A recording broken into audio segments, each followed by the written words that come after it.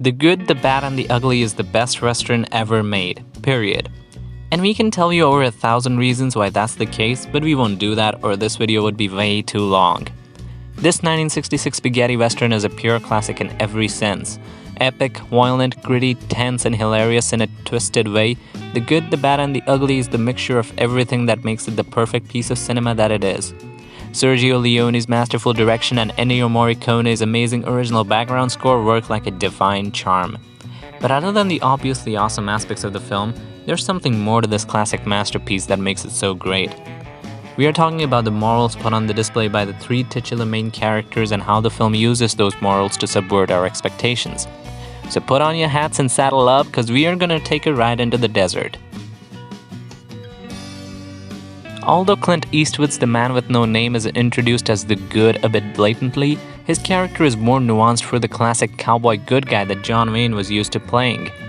Where Wayne's heroic cowboy is more of an idealistic American icon, Eastwood's Blondie represents something more gritty, someone with a little more edge. He's a loner, a drifter, and almost as selfish as the other titular main characters, but it is his realization and his actions near the climax that makes him good among the other men.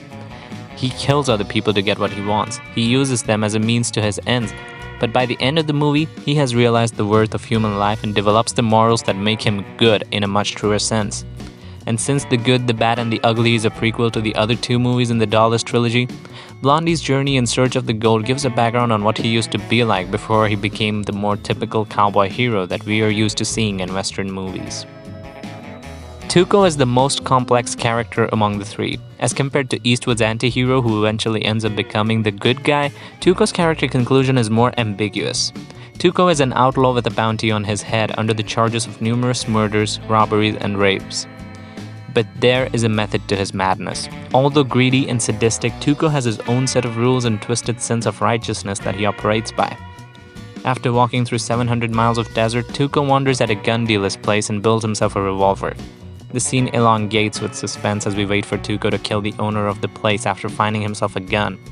But he doesn't. He just walks out with his weapon and a bottle of scotch, while on the other hand he chases Blondie across the desert while laughing at his misery. But Tuco does it for vengeance. He does it only because Blondie had treated him the same way. All of it gets real when we get to know Tuco's own backstory when his brother confronts him at the monastery, shaming him for taking up the life of a bandit. But Tuco makes his point by saying that he did what he did because he was brave enough to do it. He became an outlaw only because he had no other choice. It also makes you wonder that maybe Tuco had been an honest man at some point, but took the wrong side of the morals only to survive. This sequence is amazingly dramatic and Eli Wallach shines on screen as he justifies himself. And really, during a debate between a priest and a bandit, if you're siding with the bandit, then you know he knows what he's talking about. Lee Van Cleef's Angel Eyes is evil personified. He is bad with a capital B. Where on one hand Blondie and Tuco kill other people to survive, Angel Eyes does it for the heck of it. He is irredeemably corrupt. All westerns are set in vast, unending deserts. The desert represents a dead land where nothing can grow or flourish. Only scavengers and maggots can survive in a place like that. And in this kind of environment, Angel Eyes is a predator who is at the apex of the food chain.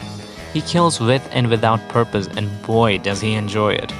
But in the end, Angel Eyes gets what he deserves when the very money for which he had been joyfully killing others lands him in a grave.